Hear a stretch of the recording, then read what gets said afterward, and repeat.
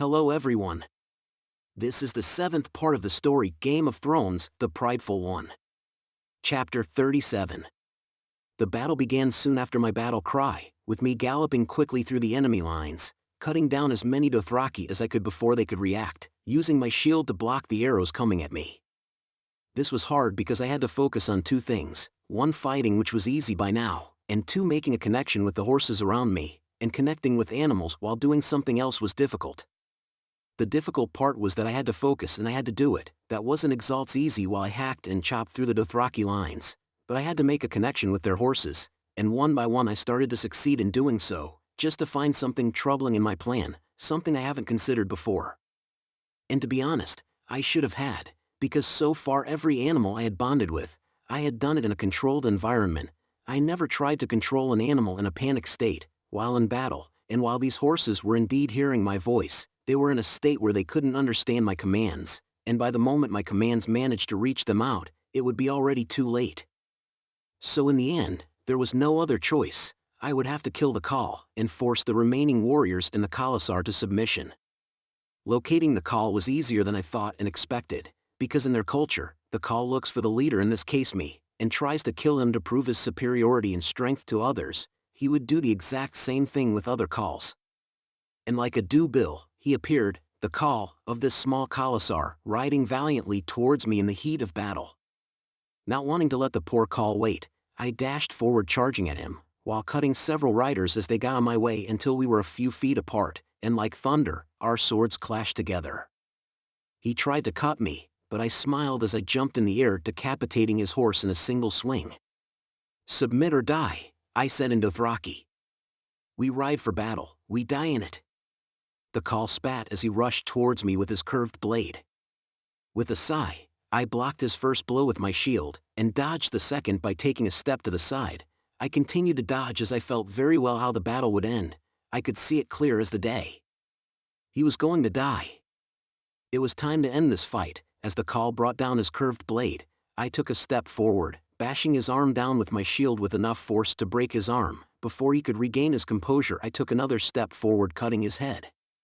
As his head fell onto the ground with a heavy thud, bouncing like a rock, the screams of the anger of the Khal blood riders shook the very ground. They were ready to die, as it was their duty as the blood brothers of the Khal to try and avenge him.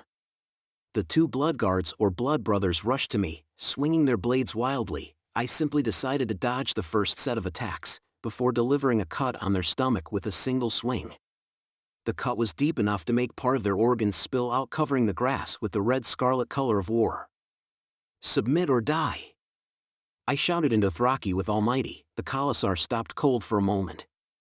The previously violent khalasar stood quiet for a second before they dropped their blades. They might be savages, but they can recognize total and absolute defeat. With the heat of battle finally dying out and the horses calming down, I would be able to finally try my original plan. I waited for a second as I made sure to connect with all the horses around. "Join me. And I will join all the khalasar under me. The stallion that will mount the world." Mentally, I could only send really basic commands like one-word commands. That's something I learned a long time ago, but lucky for me, all I needed was one word. "Kneel." The horses one by one started to kneel, doing it the best they could. Murmurs could be heard among the Dothraki warriors. "Who wants to join my herd? So we might ride the world together." I shouted in Dothraki once again, and soon the Dothraki followed their horses' example, as they chanted in approval. I had lost some men, and some Dothraki along the way, but I had confirmed that it was possible to absorb these warriors into my ranks. After the battle, I organized a meeting with the Dothraki general. The bigger the khalasar, the more generals the Khal has. This khalasar only had one. But one was all I needed. I had, after all, some questions to ask him about their culture.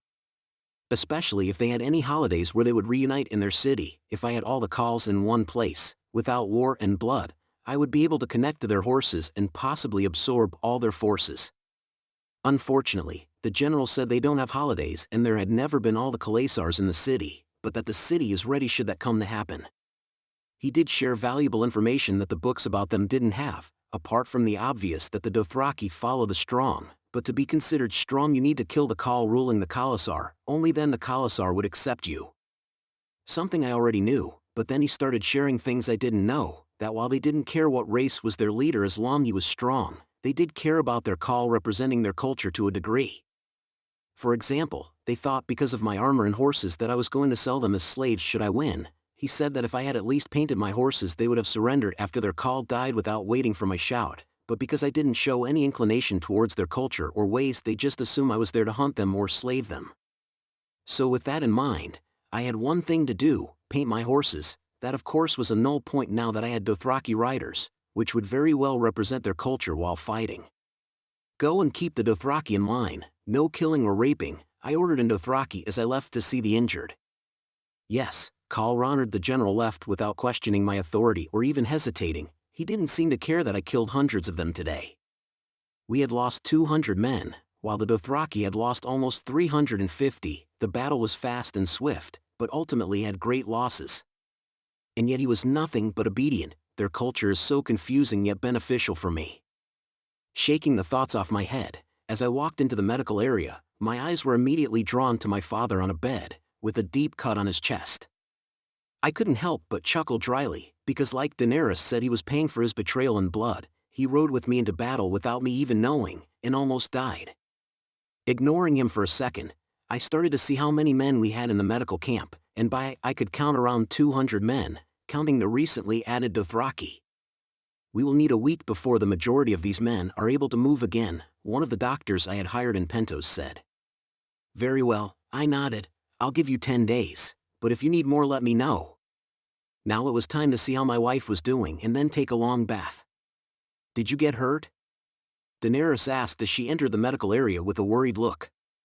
No, I was just checking those that did, I answered, disarming the situation. I'm glad. Daenerys ran towards me, giving me a tight hug once she was standing close to me. I thought for a moment you would leave me. I can't be killed, you got one unkillable husband, I soothed her worried mind.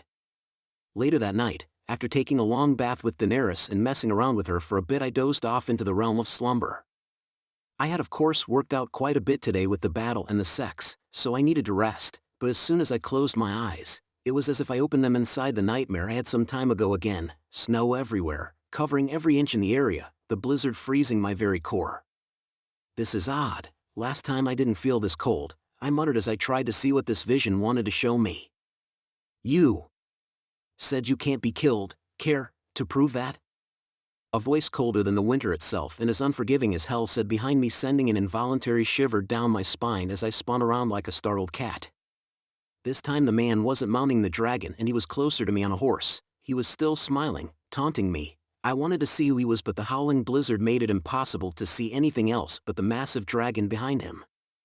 I can't wait to extinguish the life out of you. Chapter 38.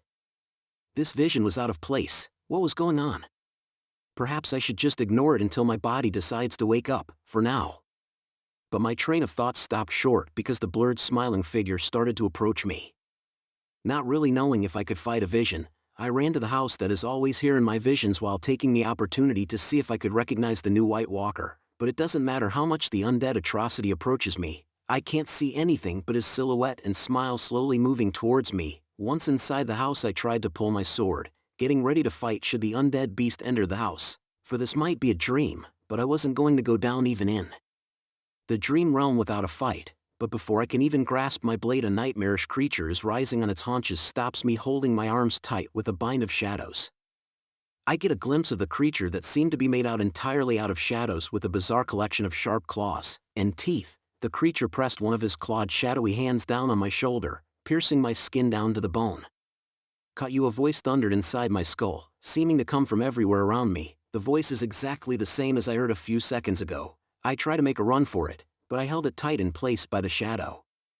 Champion of Light, the shadow demon chuckled in amusement. "Oh, what fun we shall have." Glazing back, I can see that the shadow creature bends down ponderously. By what I can see, it must be at least twice my height, and with enough strength to hold me down. I also had to consider this was a dream, and I might not have my powers here. Eventually I feel the demon's breath on my neck.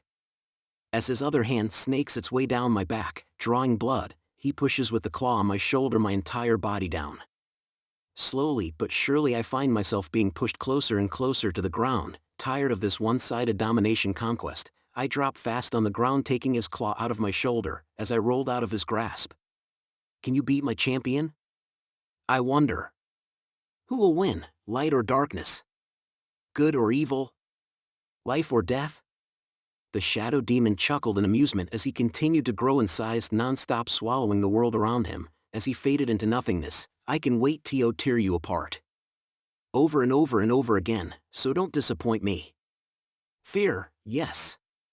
This was the first time I actually felt fear since I got here. It had been so long since I got this chilling sensation running through my body. The last time I felt this was when I was dying. In this life I never had a real challenge. I knew I could beat anyone that tried to kill me. After all, I got powers when I reincarnated. But this thing made me feel powerless. This thing made me feel human once again. I woke up to quiet and warmth. Groaning, I blinked away the lingering haze of sleep as I groggily sit up on the bed, stretching my sore body. My tent is open, revealing a sunny day. Noon, by the looks of it. A glance around reveals that I'm indeed back in my room that somehow had been converted into something like the medical area at my camp. Taking off the covers, I see that I was half naked in my bed with my shoulder and torso being covered in bandages. A realization hits me. The demon managed to hurt me through the visions. There was no other explanation. I could feel my shoulder somewhat numb, same with my torso. With a sigh, I get up and find my clothes, folded neatly on a night table that if I had to guess was my wife doing. It doesn't take me long to dress up. I can hear my men talking, murmuring, probably about me, but I can't really tell. I make my way down the camp as my men stare at me with disbelief. Whatever they were told was serious. Perhaps some thought I was going to die. Deciding I really don't care about what they are thinking right now, I continue to focus my ears on finding my wife. Cornbringer. You are awake. We never doubted you. A raven flew towards me, practically tackling me, giving the equivalent of a hug for a raven. I'm not going down that easy, buddy, I chuckled, petting the little rascal as I asked, where's my wife? Caw. She's in the medical area, discussing with the doctors about your situation. The raven happily informed me, as he flew over my head, sitting on it. I will stay here and keep you safe, I swear it. Caw. For my call honor. I smiled at his antics as I walked down the medical area, ignoring the ravens and everyone. For now, all I wanted to see was my wife. I walked down my camp until the medical tents were in my sight. We can't save him. I'm sorry, my queen. I could hear the voice of what I assumed was one of the doctors. He is still breathing. You must save him. Daenerys shouted angrily. She was desperate. It would be a mercy to kill him. Whatever got into his system is worse than any poison known to men, the doctor added, as I entered the tent. Good thing my wife stopped you, idiots, from killing me, I growled. Frankly, I was mad. I could have died if she didn't stop them. Ronard. Daenerys turned around fast like lightning, running towards me while crying. Once she was close enough, she jumped into my arm, hanging tightly from my neck. I knew you would come back, she said, each word followed by a kiss. I blink in realization, just how long I was out. How long was I out? Almost 2 weeks, Daenerys smiled, with tears running down her eyes. The doctors kept saying since day one that it would be a mercy to kill you, but I knew you would come back. You promised me you would never die. A promise that now sounds like a real challenge to keep, but I wasn't just ready to give up on that promise. Am I glad? Someone actually believed I would come back. I smiled as I glared at the speechless doctor. Not only me, but your ravens also stood outside the tent. They would get mad every time the doctors talked about your death. Daenerys chuckled. I swear, sometimes I feel they understand me. They were the only ones with me on this. My loyal feather gang, or raven squad, would get some extra corn later for their loyalty. You would be surprised how much they understand. I chuckled as I pointed to the raven in my head she had failed to notice. Kalwa, what are these humans looking at? The raven requested, turning his little head in confusion. I shrugged as I left the tent with my wife, seriously considering killing the doctors for almost killing me. Chapter 39. It has been 1 day since I woke up almost dead, injured in bed. Today I was in my tent talking with my wife. Daenerys insisted that I had to rest 1 or 2 days more before moving, so here I was finishing off my breakfast in bed as I collected my thoughts. Though my mind is still a bit fuzzy after what seemed it was a week of endless nightmares, I'm strong enough to start planning. The shadow demon mentioned a champion of darkness, and considering what I had seen in my visions, that champion was the Night King attacking people beyond the wall to the north.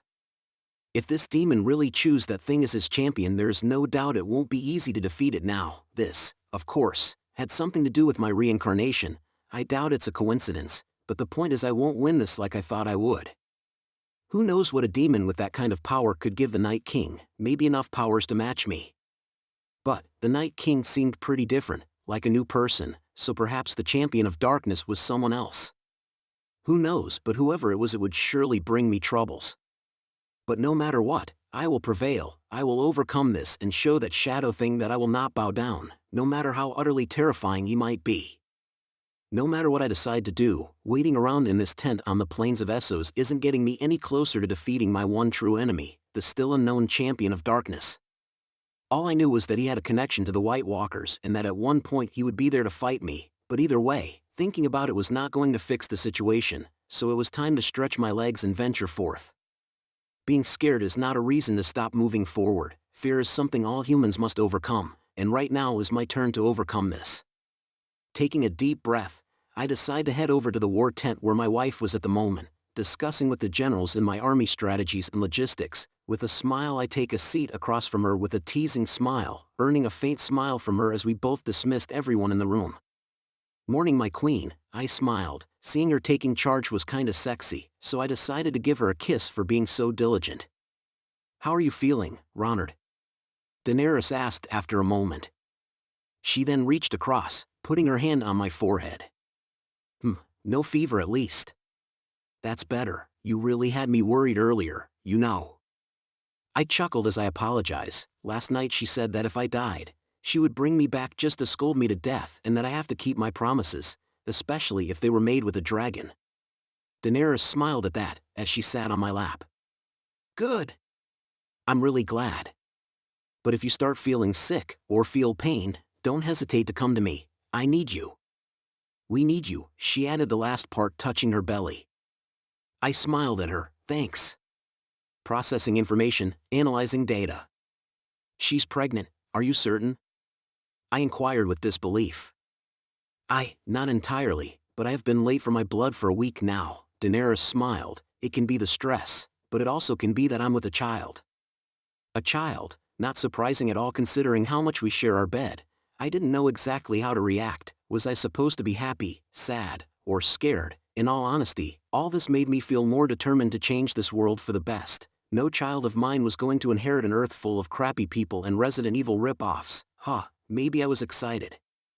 If it is, then I'm more than happy. I smiled, touching her flat belly carefully. "But if you aren't with a child, we can always keep trying for one. I sure enjoy the process." My smile at this point had turned mischievous.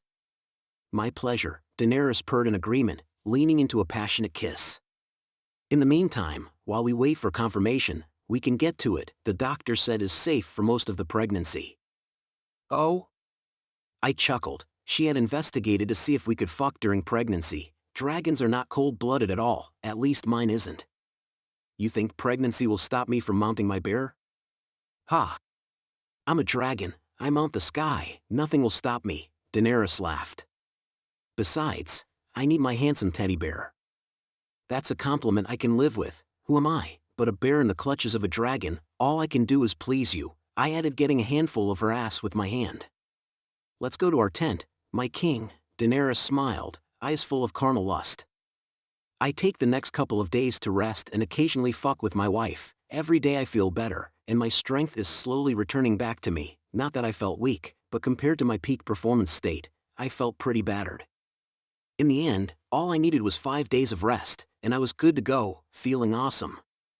After my recovery, I moved all my troops to start taking off the camp. After a couple of hours, we were ready to start moving forward once again.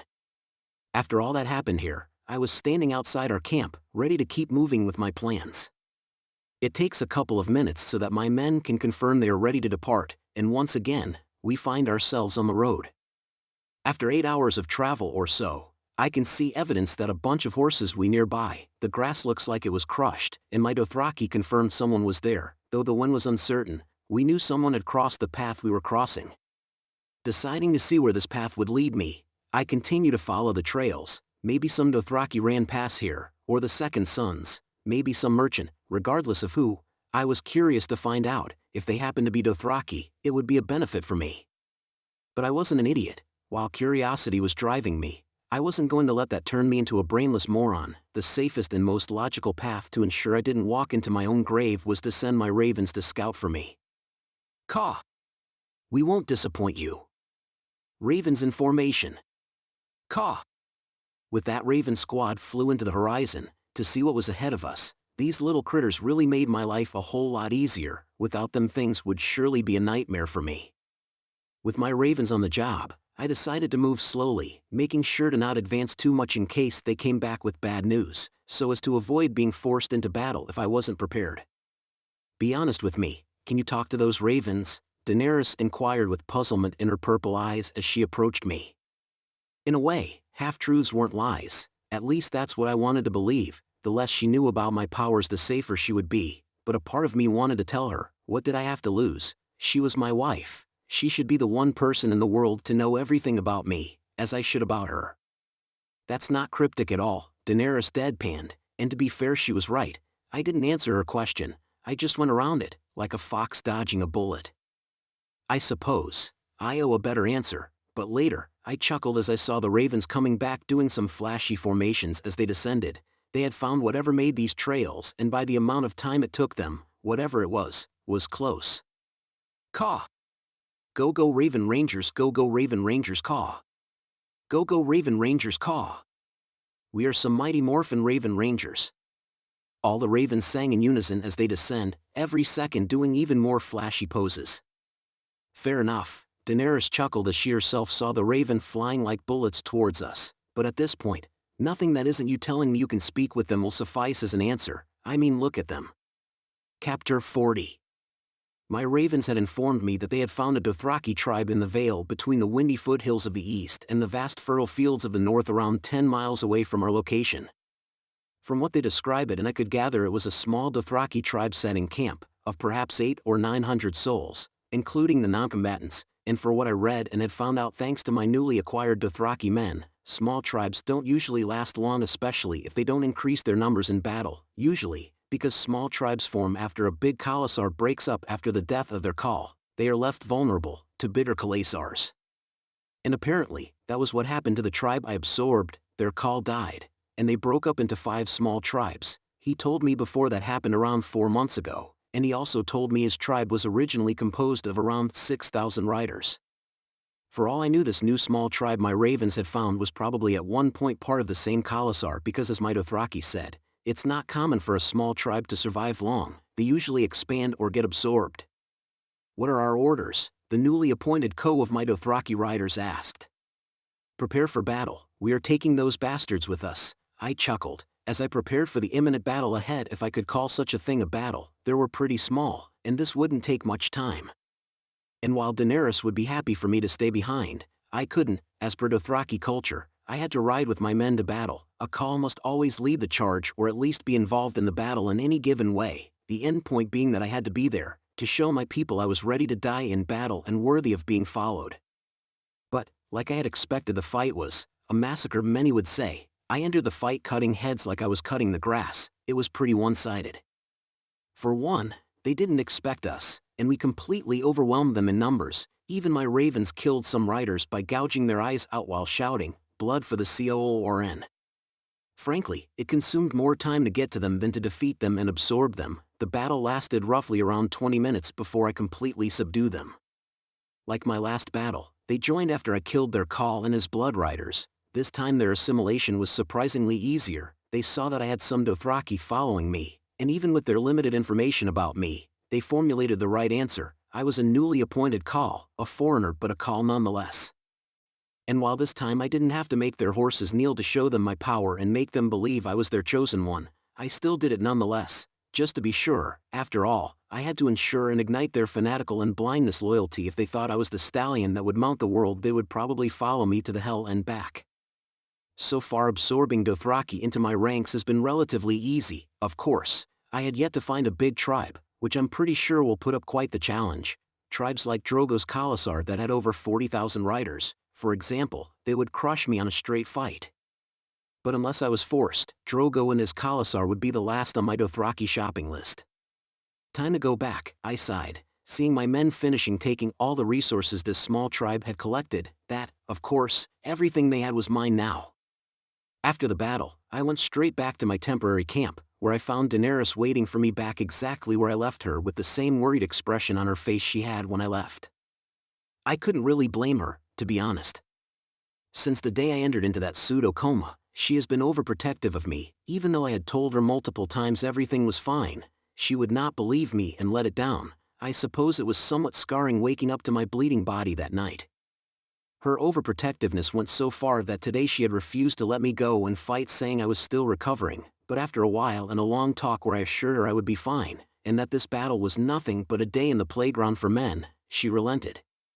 You shouldn't have gone into battle after what happened. Someone tried to kill you. Daenerys sighed in relief, seeing me back in one piece, checking every inch of my body for injuries. She believed someone had entered our chambers that fateful night and tried to kill me, and that the assassin was still within our ranks, so she trusted no one but me, and frankly I wasn't going to correct her assumption. It's not like I could just explain to her that a metaphysical being with untold power wants to fuck with me so bad that he decided to choose a champion that will try to fuck with me on his behalf with a never-ending and ever-growing army of corpses. That was something I would explain to her later, not the evil god part, but the long night part of it, but for now, I would keep her in the dark. I'm fine, I chuckled. I told you many times, I won't die on you. That much was true. If I won all this I would probably outlive her, with the super body and all. I still worry. Daenerys pouted adorably. What am I to do if something were to happen to you? Nothing will happen to me, not by man's hands anyway, I sighed. While the war was like a loot box and anything could happen, I was sure of something with all my being. My biggest threat wasn't here or in Westeros, it was beyond the wall, lurking in the shadows, growing stronger every second it passes. Daenerys eyed me curiously before she sighed, giving me a long and passionate kiss. I love you, my reckless bear. I love you, my sweet dragon, I chuckled, realizing a second later what I had just said. Daenerys' eyes widened in surprise, that surprise slowly turning to happiness. HRMMM, the words every mate wants to hear, he said. YRSSS, some booty tonight he will get. Dance around her. Show her how big your wings are. Another raven added as she showed me how to do it. I didn't know how to react. These ravens were getting more and more strange every day, and frankly, I find that both awesome and adorable. You said it, Daenerys kissed in a quite possessive manner as if claiming me as her own. Wow, you had a lot going on with that kiss, I chuckled. It's because I finally know you are mine, Daenerys giggled, kissing me one more time. Your heart and body belong to me, my bears, like my body and heart, belong to you. Oh, what a terrible destiny awaits for me, I chuckled, kissing her back while giving her a playful spank on her ass. After a passionate night with my wife, I took a moment to rearrange my plans. Conquering the Dothraki at this pace would take me a year, and the sooner I had them under my wing the better. So I would have to risk a bit to win a lot. Betting usually works that way. The more you bet, the more you can possibly get. While I knew I wasn't ready to face Drogo and his absurdly big khalasar, it was more than obvious that I had to start targeting bigger prey. There were a few khalasars with over 10,000 riders. If I collected a few, my mission would become considerably easier, and while the numbers wouldn't be in my favor, I still had a chance. All I had to do was win one battle against a big khalasar and everything would go just fine. So with that in mind, I ordered my ravens to fly around Essos and locate as many khalasars as they could with at least over 3,000 riders. HRMM, doubts and fear within you I feel, YRSSS. Halting your path, the dark side of the corn is. Rhoda said as he flew into my tent. Well, surprisingly you are right, I chuckled, petting the raven who ruffled his feathers in approval and delight. But don't worry buddy, I will overcome this. HRMM, and by your stain we will, YRSSS. Rhoda added, puffing his feathery chest with pride and wisdom. I know, I chuckled. The next morning I woke up to a gang of ravens jumping on the bed around me and my wife, and they were chanting something. We found some big khalasars. We deserve some petting. Don't forget corn. We deserve corn. Chapter 41. My ravens came back in the morning happy and ecstatic with their discoveries. They had found all the prominent Dothraki tribes scattered around Essos, the smallest of them having over 10,000 riders. It was time to go big. If I continued at this pace, Essos would be mine in a decade. I had to speed things up, risking more to win more. While it's true I only had over 6,000 men, that didn't count my animals. I had over 3,000 horses that, unlike the Dothraki ones, would fight, and my ravens, so in the end, the battle was more than fair if I took that into account. I will leave in about 2 hours, I told Daenerys as I put on my clothes. Let me guess, the ravens found something. Daenerys eyed me for a second. You can communicate with them, right? I sighed. She was right, and honestly, I'm surprised that nobody hasn't figured it out. Not only ravens, any animal, they can talk to me, and I can talk to them. I can see why you didn't tell me before, Daenerys said deep in thought. If I had to take a guess, I would say they are your information network, so if people were to know about this, you would be left in the unknown, am I correct? I eyed her for a second before I started to chuckle. Yes, that is very much why I have been avoiding people knowing about it. Her deduction was on point. Maybe I should start calling her Sherlock. Your secret is safe with me, my bear, Daenerys smiled, not at all offended. I didn't tell her this earlier. Any other secrets you might want to share? Well, I can use any weapon in the world, and have a super body. I laughed. I knew she would take this as a joke, but sadly for her, it was the truth, so in the future when this inevitably came up, I would use this moment as a reminder that I told her. Well, I already know my bear is the best warrior, and he does indeed have a great body, so those are not secrets, Daenerys laughed, kissing me on the lips softly. Be safe out there, I need you. I will, I nodded as I left the room. It was time to conquer.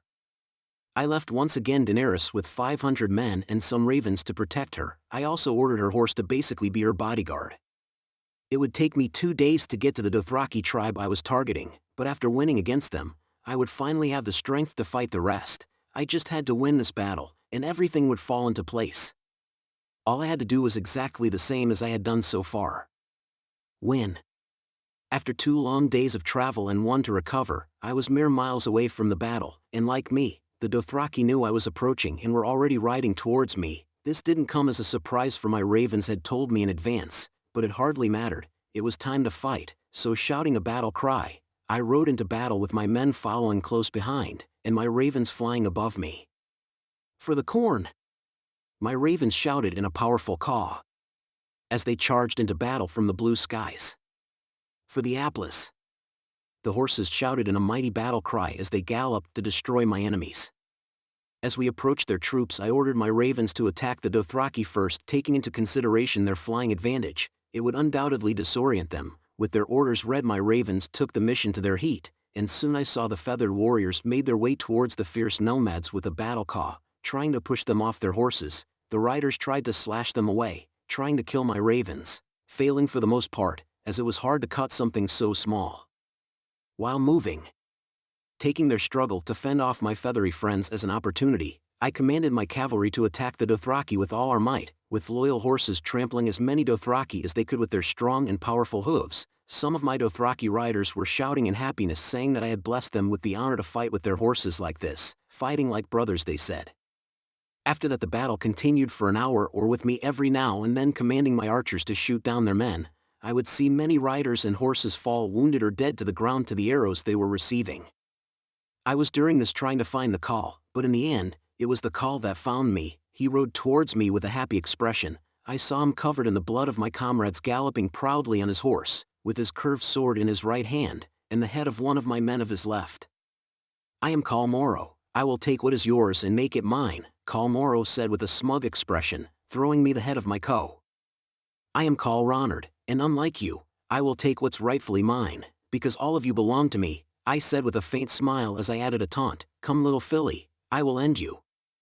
The Khal growled in response as he jumped off his horse, swinging his curved sword against my head, but I moved aside just enough so that the sword just passes me by.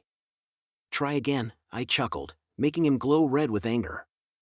With a smile on my face, I continued to dodge his attacks with little to no effort, and this was obviously getting to his nerves as he was growing angrier and angrier as he continued to miss his swings at me. You won't win, little filly, because you are already dead. With that quote said that I always wanted to use, I leaped forward as I vertically spun my blade around, releasing a flowing attack in a circular motion with enough strength and momentum to separate the Khal from his lower half. I stood behind the now dead Khal as I shouted, "Join my khalasar or die." It didn't take long for the remaining Dothraki to lower their weapons. I am Khal Ronard, You will obey or die. Is that clear? I shouted once again. The Dothraki followed strength, and for now, I was the strongest one. After taking control over Morrow's khalasar, I marched back to Daenerys. I wanted to see her. After all, I was happy. I had won this battle, officially taking the first big step towards my conquest. I had obtained 9,000 riders, and able warriors, and in total, I even had some blood riders now, that called me the blood of my blood. A curious thing about the Dothraki, blood riders fulfill the roles of guards, brothers, shadows, and apparently friends to the call they follow in ways that run way deeper than the oaths of the King's Guard to the king on Westeros. The call, in this case me, and his blood riders commonly refer to each other as blood of my blood. Should I die, they would do everything in their power to avenge me, and would not stop until the one who killed me dies or they themselves die. For khalasars more and I would be able to take on Drogo. My plans were going smoothly, with the next step after taking the Dothraki being conquering the free cities. As we rode, my guard aka Blood Rider approached and said, "My call, we need to ride to V's Dothrak. The Dosh Khaleen have to bless your journey as a new big call." In Dothraki culture, many might take the title of a call and might even have a khalasar following them, but only those with the approval of the Dosh Khaleen can genuinely be considered calls. Of course, their blessing doesn't come that easily. For a call to be regarded as a real call, he has to have at least a khalasar of 5,000 Dothraki riders with him. This is why my new blood rider is telling me to go to V's Dothrak. After all, I was now leading over 10,000 Dothraki. By Dothraki law I was a fully fledged call now. All I needed was to make it technically official, the blessing of the widows. We will, but we are going for my wife first. I nodded. While I originally wanted to see the Dothraki city, my first priority was to have my wife back with me. After that I would go to Horsetown. This marks the end of part 7 of the story Game of Thrones, The Prideful One. Thank you for listening. Please like the video and hit the subscribe button to listen more. Hit the bell icon to get notified of all the new content uploaded to the channel ASAP.